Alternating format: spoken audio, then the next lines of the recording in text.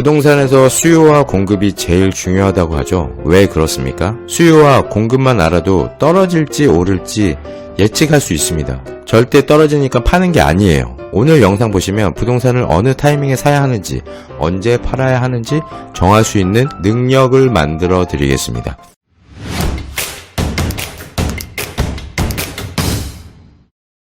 권투를 배울 때 처음 하는 것은 샌드백 치기가 아니라 줄넘기입니다. 권투의 기본은 펀치가 아니라 풋워크죠.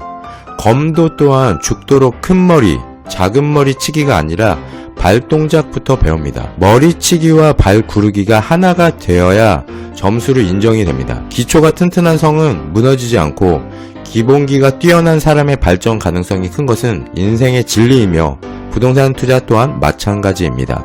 어떤 마인드로 투자해야 하는지, 어떻게 공부를 시작해야 하는지, 임장을 가면 뭘 봐야 하는지, 기초적인 지식 공부가 반드시 선행되어야 합니다. 기초를 단단히 다져야 부동산 투자를 바라보는 시야가 훨씬 넓어질 수 있습니다.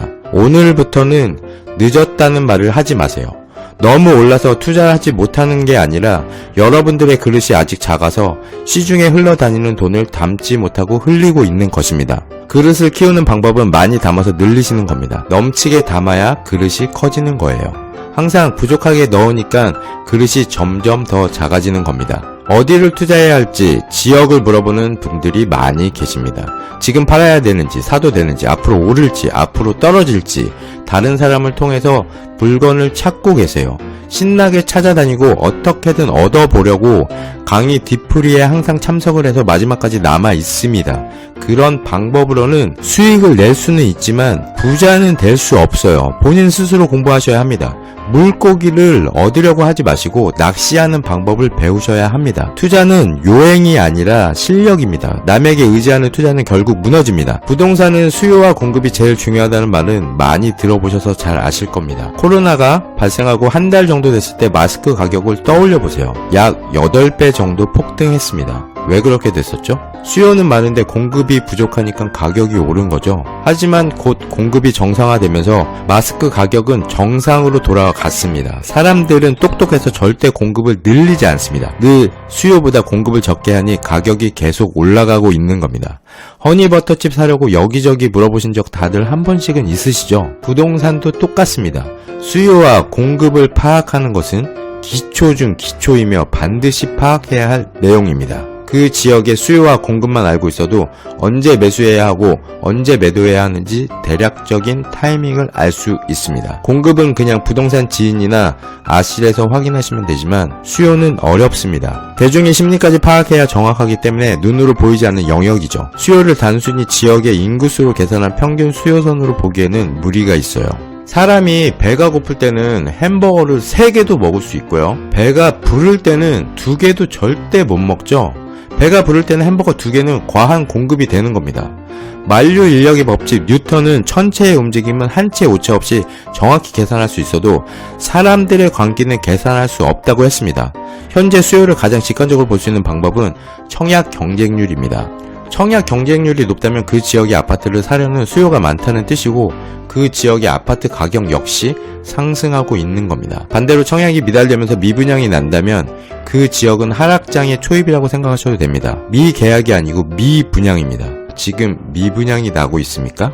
미분양이 늘어나지 않는데 하락하는 건 일시적인 하락입니다. 여러가지 요인이 있겠지만 심리적으로 수요가 빠지고 있는 거죠. 청약 경쟁률은 청약홈에서 확인하시면 되고 미분양 데이터는 부동산 지인 들어가셔서 지인 빅데이터, 미분양, 원하는 지역 선택 후 검색, 미분양이 줄어드는 기간, 가격은 정확하게 반대로 상승했습니다. 반대로 미분양이 증가하면 가격은 정확히 반대로 하락했습니다. 그리고 다시 미분양이 소진되면 가격이 상승 전환하는 거예요. 그럼 우리가 투자하기 전에 그 지역의 미분양이 앞으로 증가할지 감소할지를 예측해야 합니다. 과거는 과거일 뿐 이미 다 지나가 버린 과거를 보고 공부는 할 수 있어도 수익을 낼 수는 없습니다. 우리에게 중요한 것은 미래 데이터이죠. 미래의 미분양은 어떻게 예측합니까?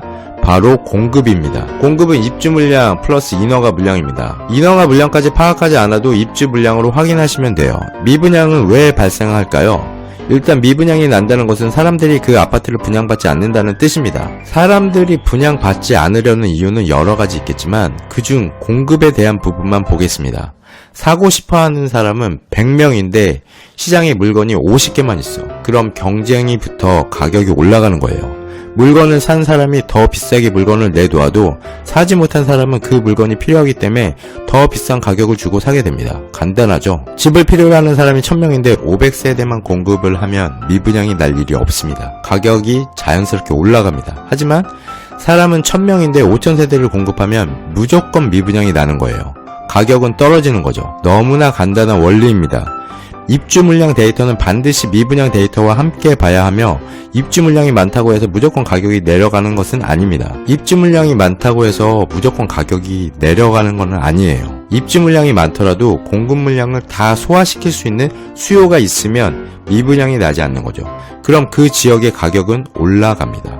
22년 올해, 23년 인천에 입주 물량이 많습니다. 입주 물량만 봤을 때는 인천은 떨어질 겁니다. 그럼 우리는 여기서 잘 지켜보는 거예요. 입주 물량을 받아줄 수요가 있어서 미분양이 나지 않으면 하락하지 않고 올라가는 겁니다.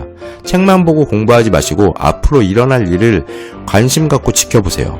거기에 투자까지 연결해서 하시면 더 좋습니다. 떨어지는데 투자를 하라고? 과연 그런 사람이 있을까요? 있습니다. 바로 접니다. 저는 입주 물량이 많은 시기 청주에 들어갔습니다. 이미 떨어지고 있을 때 들어갔고 들어간 이후로 계속 미친듯이 떨어졌습니다. 떨어지니까 팔고 나오면 그건 실패한 투자가 되는 겁니다. 근데 오를 때까지 기다리면 성공한 투자가 되는 거예요. 내년, 내후년 입주 물량이 많은 인천 물건도 팔지 않는 겁니다. 흔들릴 수 있어도 결국 오를 수밖에 없어요. 지금까지 데이터가 그렇게 말해줍니다. 사람은 거짓말을 해도 숫자는 거짓말을 안 해요. 경상부터 구미에 최근에 물건을 또 하나 했습니다. 전세는 1억 9,500인데 전세가보다 싸게 1억 9천에 샀습니다. 수리가 필요 없는 연식이고 도배만 하면 되는 물건입니다. 취득세, 법무비, 중개수수료 다 하면 돈이 하나도 안 들어갈 것 같아요. 원래 이 물건은 올해가 매도 타이밍입니다.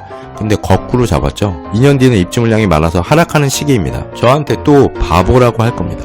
제가 청주에 들어갔을 때 사람들이 바보라고 했었거든요.